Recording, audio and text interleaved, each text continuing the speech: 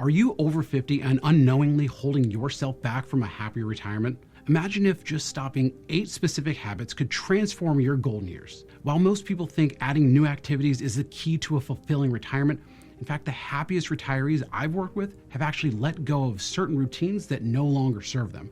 Today, we're going to uncover 8 things that you need to stop doing after 50 to live a more joyful and meaningful retirement. Don't let these hidden habits limit your happiness. Let's redefine what retirement can be for you.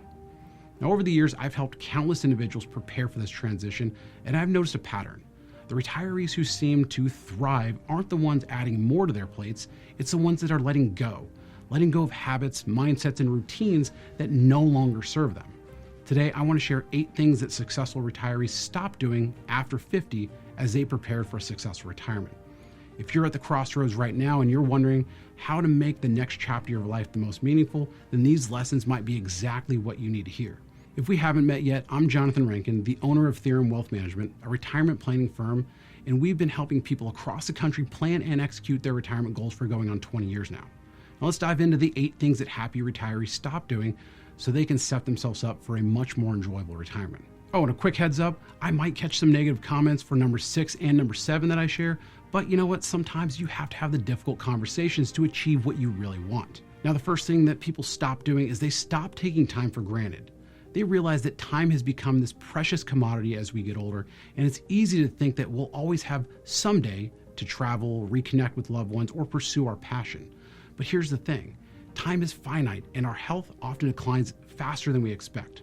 One of my clients shared something that really struck with me. She said, "I've been so focused on building my nest egg that I forgot to actually build my life." She had a wake-up call when she realized that while her wealth had grown, her health had declined to the point where some of her lifelong dreams, like hiking in the Grand Canyon, were just no longer possible. Now think about it. The average life expectancy in the US is about 77 years old. But how much that is spent in the good health years? By 65, over 60% of adults report at least managing one chronic health condition. So here's the big takeaway. Treat every day like it's a gift. I know it sounds cliche, but use your time intentionally. If work brings you joy and purpose, then keep going. But if it's draining you and holding you back from living the life that you've imagined, then it might be time to rethink your priorities. Now, the second thing that people stop doing is they actually stop oversaving.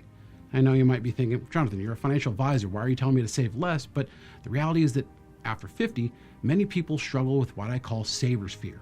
It's this constant worry that they haven't saved enough, even when their financial plan says otherwise. I've met people who have plenty of money to retire comfortably, but keep working. Just one more year because they think that they'll need more security. Here's the truth. According to the Employee Benefit Research Institute, more than 75% of retirees with substantial savings still worry about running out of money despite having plenty. Now, one couple that I work with, Lisa and Tom, they were in this exact position. They had a solid retirement plan, but Tom kept delaying retirement because he felt like having an extra $100,000 would make a huge difference. When we ran the numbers, it turned out the additional savings would barely move the needle.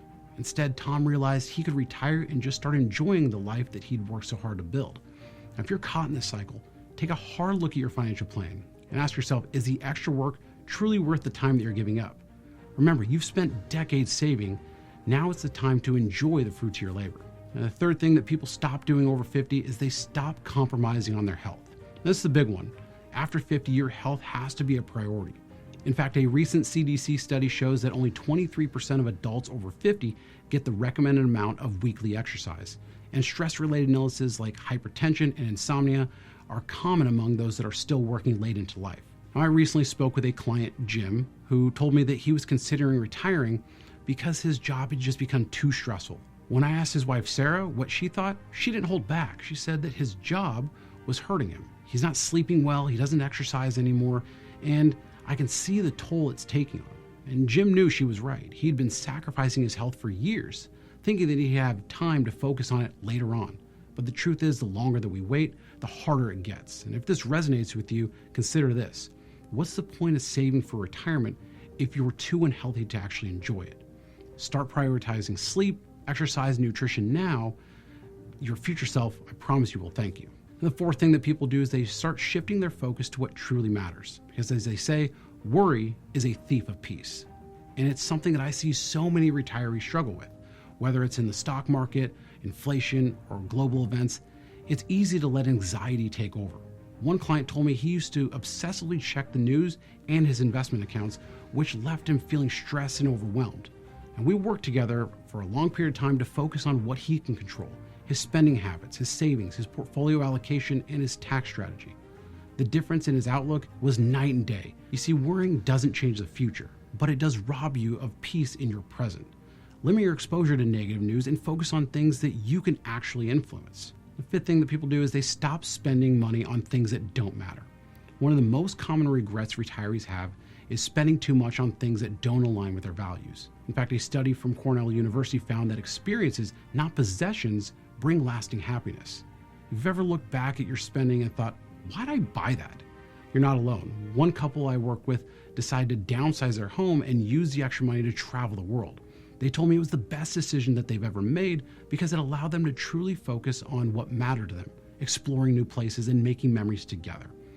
Take some time to reflect on your spending. Are you investing in experiences and relationships that bring you joy, or are you accumulating possessions that don't add much value to your life? Now, the sixth thing that people stop doing is they stop spending time with negative people. Now, as you enter this new phase of life, it's important to surround yourself with people who uplift you and inspire you. Negativity can be incredibly draining, and it's often contagious. I'll never forget one client who shared her experience with a particularly toxic family member. She said, "Every time I visit, I leave feeling worse about myself and my life." So after we talked, she decided to set some boundaries with this person and prioritize relationships that brought her joy. The change in her demeanor is remarkable. And if there's someone in your life who's constantly draining your energy, it's okay to create some distance.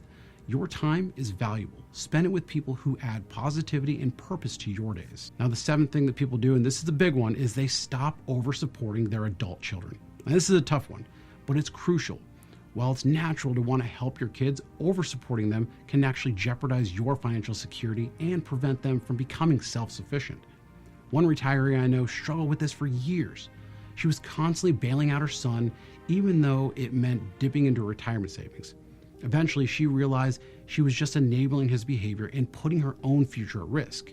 With some tough love and clear boundaries, she helped him take responsibility for his finances, and her stress levels dropped significantly. If you're in a similar position, remember, your retirement comes first. Your children have time to build their own financial stability. You've earned the right to focus on yours. Now, the eighth thing that people do is they stop living with regret. Regret can be a heavy burden, but it doesn't have to define your future. Many retirees wish that they had traveled more, pursued their passions earlier, or spent more time with loved ones. The good news is it's never too late to start. I once worked with a woman who'd always dreamed of taking a cross-country road trip, but kept putting it off. When she'd finally decided to go for it, she told me that it was the most freeing experience of her life. Whatever regrets you're holding on to, let them go. Focus on what you can do today to create the life you're proud of. Your future is still full of possibilities, so embrace them. You see, retirement is a chance to redefine your life, but it starts with letting go of what no longer serves you. By stopping these 8 habits, you can create space for a healthier, happier, and more meaningful future. If this resonates with you, I'd love to hear what your thoughts are. What's one thing that you've stopped doing or that you want to stop doing as you prepare for retirement? Share your experience in the comments below, and if you found this video helpful, don't forget to subscribe for more tips on making the most out of your retirement years. I'll see you in the next one.